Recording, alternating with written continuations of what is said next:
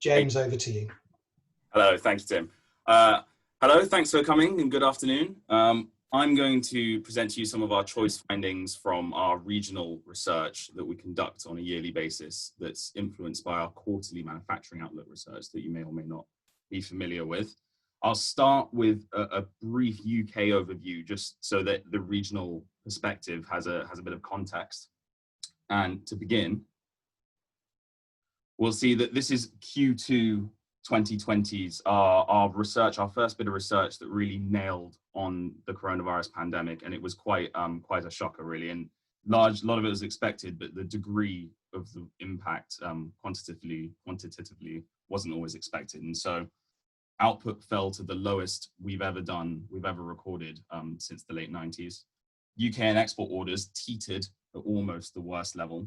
And this worst level was typically the global financial crash in 2008, 2009. UK and export margins declined significantly. And despite the job retention scheme keeping a lot of jobs in situ, redundancies are nevertheless increasing and look to be increasing in the future as well. And the sad story is investment plans, having been so stagnant throughout 2019, at the start of 2020, when the UK had formally exited the EU, there had been a rush on loosening of purse strings and capex plans were up. And then just as that spend was about to be realized in Q2, our research indicates that the coronavirus had all that money go back in the pocket and investment plans are very much so down. And as a result, we have some regularly updated forecasts, and due to the changing nature of the circumstance, these are due to change. But manufacturing output for 2020 at minus 10%, with a 5.8% growth from that point in 2021. And not too dissimilarly for UK GDP, minus 8.2% for 2020, and with a 7% increase from that point in 2021. Now, still staying on a UK aggregate view, so you can get a little perspective over the past 6 years, you can see here on the far right-hand side, we've ghosted the global financial crash in 2008, 2009 against 2020 Q2's figures. And you can see 2020 Q2 it's just below that. And it's quite unusual, and it really hammers home the impact coronavirus pandemic has had on manufacturing output across the country. And it's far out and beyond the normal business cycle. But now moving on to a regional picture. So here we have a map of the UK's regions, and it's color-coded based on the change of confidence between 2019 from last year's regional outlook. But one thing to note that isn't immediately obvious here is that the grouping compared to last year is a lot tighter. And so typically we'd see a lot more variation between confidence values reported between each region and nation. But it seems that the coronavirus pandemic has had, should we say, indiscriminate impacts and been a leveler of sorts for confidence across the country. Nevertheless, every region has seen a confidence fall, as would be expected from 2019. But the Northeast business confidence is high in relation to the PAC. And it is high in relation to the PAC, but compared to historic figures throughout the 2010s, a score of 6 is very moderate. We would often see some 7s, some 8s. So while it is high in comparison, there's been a strong suppressing effect by the pandemic across business confidence throughout the country. So here we have on the right is a makeup from this year's research of the composition of the manufacturing sector in the Northeast. The jobs this year, which is taken from the latest ONS data, which is down 10,000 on 2019 data. 10% of the region's total workforce is engaged in manufacturing in the Northeast. And where the Northeast stands out in manufacturing is the percentage of output is well above the UK average. So that's output generated by manufacturing activity in the Northeast is above the UK average. It accounts for 4% of the UK's exported goods, but the EU accounts for 60% of those exports, which makes it the second largest dependent exporter on the EU. Productivity overall is the 7th best in the UK, and manufacturing productivity is the 8th best at 92.8%. And that 93% figure for manufacturing on UK. As you can see here, there's some very unusual results for this year's Northeast Regional Outlook. which includes positive values where so many other regions and nations are experiencing negative values. And given the current national circumstance, it is quite unexpected that a positive output figure would be reported, even though it is a decline on last year, and that data has been trending downwards since the end of 2019. Now, focusing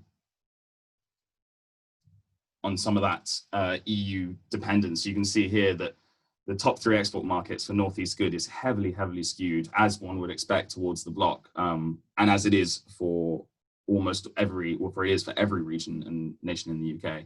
However, it is the second highest dependence, and so future trade relationships with the bloc will be of an increased importance to the Northeast compared to other regions. And now the blue box in the bottom of your slide there is a yearly summary of the year's findings for this region.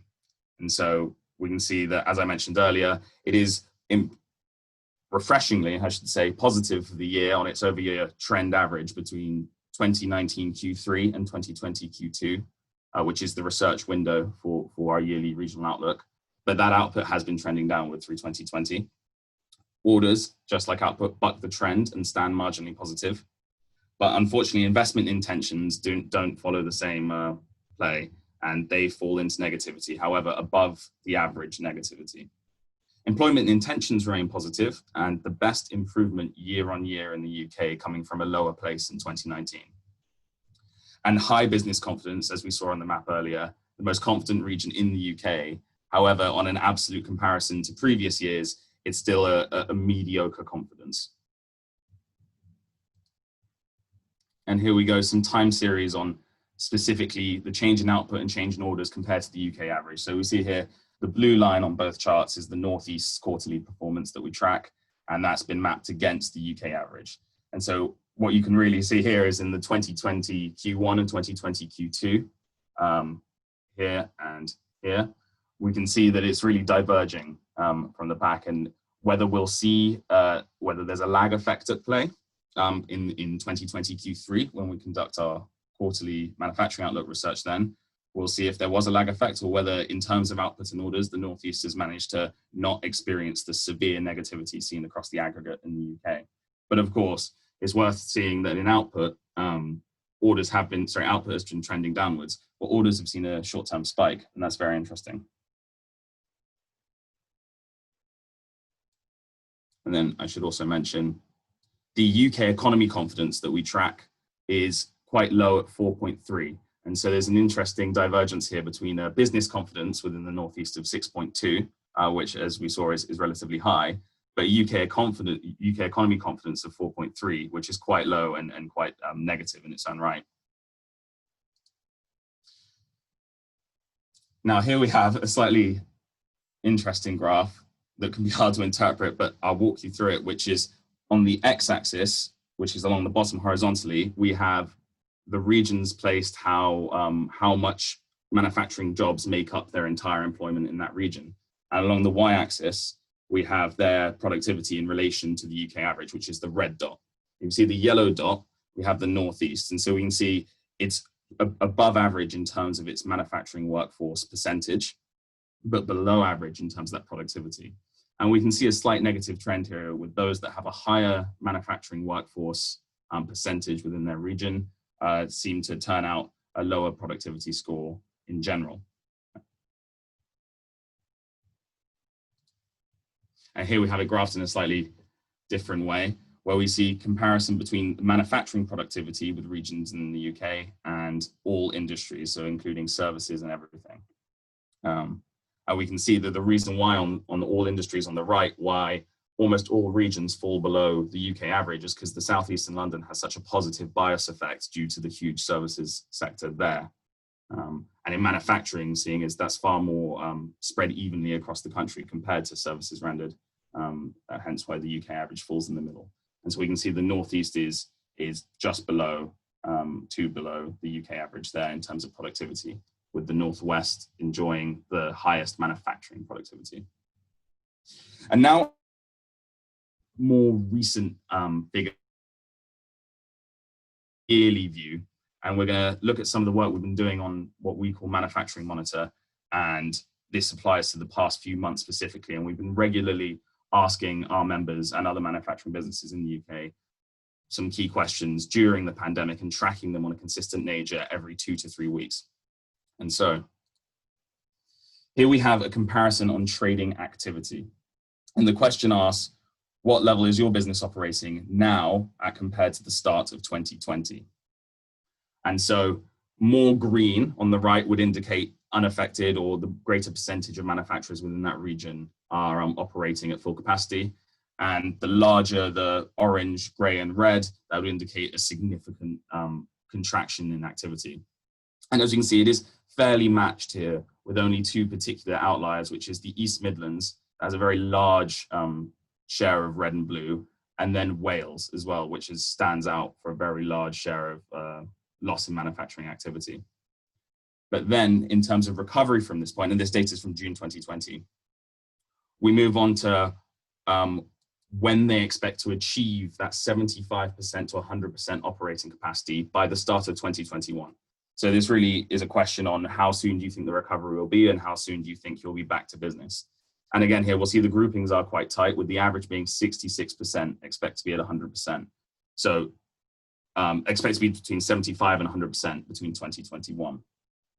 Obviously, the Northeast is just beneath that average at 63, and the highest score being Southeastern London at 71%. And then here we have, and this is for the UK aggregate, and my next slide is going to break this down by region as well. And this has been our monitors over the past weeks and months that we've run during the coronavirus crisis. And this is the percentage of firms that expect it will take more than 12 months. And that's a big question that's being talked about, is how long is this recovery going to take? Is it 6 months, 9 months, 12 months, 24 months even? But over the year is a big tipping point. And you can see at the start, which is monitor 1, which was towards the start, the green bar of the coronavirus crisis, few people thought, relatively speaking, that it was going to take more than a year to get back to trading conditions. And then as the economic impacts hit home over the weeks and months, we move into monitor 2 and monitor 3, and that opinion has doubled in terms of the percentage of respondents that think it will take over a year to return to normal trading conditions. And then our most recent monitor 4, that's wound off a bit and now sits around 30% of businesses expect it to take over 12 months to return to those normal trading conditions. And now, if we look at the orange bar, monitor 4, we go to this slide. This is a regional breakdown of that most recent monitor data for how the percentage of businesses within each region that think it will take over 12 months to return to normal trading conditions. And highlighted in gold there is the bottom Northeast. So just under 40% of manufacturing businesses in the Northeast think it will take over 12 months to return to normal trading conditions. Or as we define normal trading conditions, somewhere above the 75%, 100% mark, as in not seriously suppressed. And then I will finish off leaving you with this summary slide of the regional data from our regional outlook. And as you can see, the top performer for output and orders bucking the trend, although not large figures in their own right compared to previous years or previous quarters. However, they do very much so buck the trend, and it puts them as the top performer out of regions for this year's research. And it gives you a perspective compared to other regions. And on the far right, you'll see this was taken, the output next 3 months column. This is data directly from manufacturers in each region, elicited in Q2 of 2020. And this is their expectations for output over the next 3 months. And generally, you can see it's quite a damning picture and ominous in many cases. And that wraps up my briefing for the Northeast of our choice research. And obviously I encourage you, if there's anything you want to explore about this more, and I welcome questions in a moment, I would recommend that we'll share it around afterwards. Our publication for both Manufacturing Outlook Q2 and our newly published Regional Outlook, which goes into every region in depth and has all these figures broken down and explained. So thank you very much. And I'll hand it back to June or Tim.